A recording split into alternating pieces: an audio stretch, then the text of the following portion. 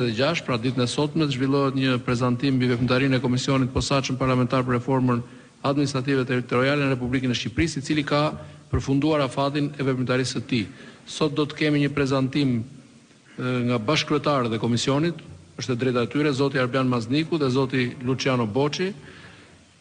Zoti Mazniku, fjala për ju.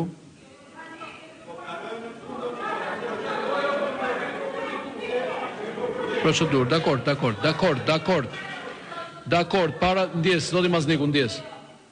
Një minutë, para se të kalojmë te raportimet, ka disa kërkesa procedurë, zoti Agron Gjekmarkaj, fjala procedurë.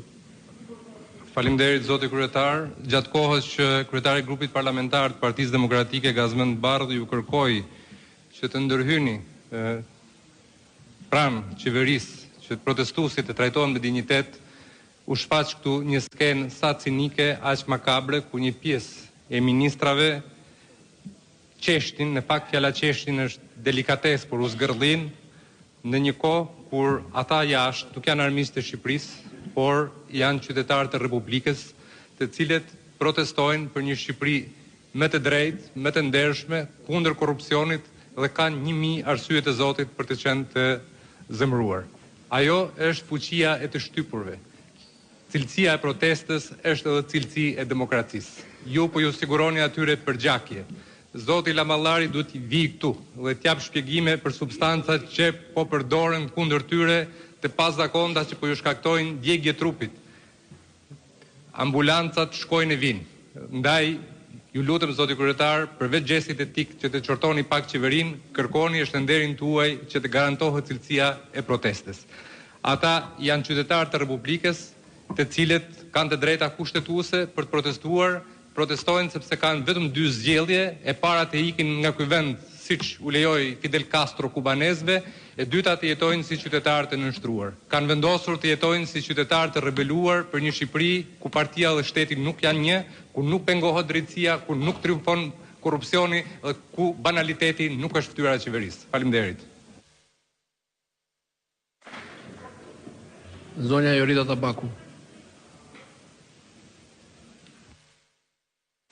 Zoti kryetar, unë ndjeva jashtëzakonisht keq duke hyrë sot në parlament. Në fakt, kur ti shikon qytetarë të Tiranës, të Shqipërisë që janë atje për jashtë protestojnë e sulmohen nga policia. Ndërkohë që flasim, dalin pamjet ku qytetarët janë djegur, janë hedhur substanca të cilat i kanë shkaktuar dëmtime në trup. Sot qytetarët po thrisnin parlamenti krimit dhe nuk e kanë as me mua, as me kolegët tanë. E kanë me majorancën socialiste. Sot qytetarët po thrisnin parlamenti krimit sepse ka ardhur krimi në parlament këtu. Unë shkoj çdo natë atje në protest. Dhe nuk më prek njëri me dorë, provoj njëri nga ju të shkoj atje në protest. Të provoj një nga majoranca socialiste të shkoj atje. Sot qytetarët po protestojnë pikërisht dhe për këtë arrogancë që keni sjell reformën territoriale të njëanshme. Një reformë e cila dështoi 10 vite më parë dhe ju përsëri e bënit një anë.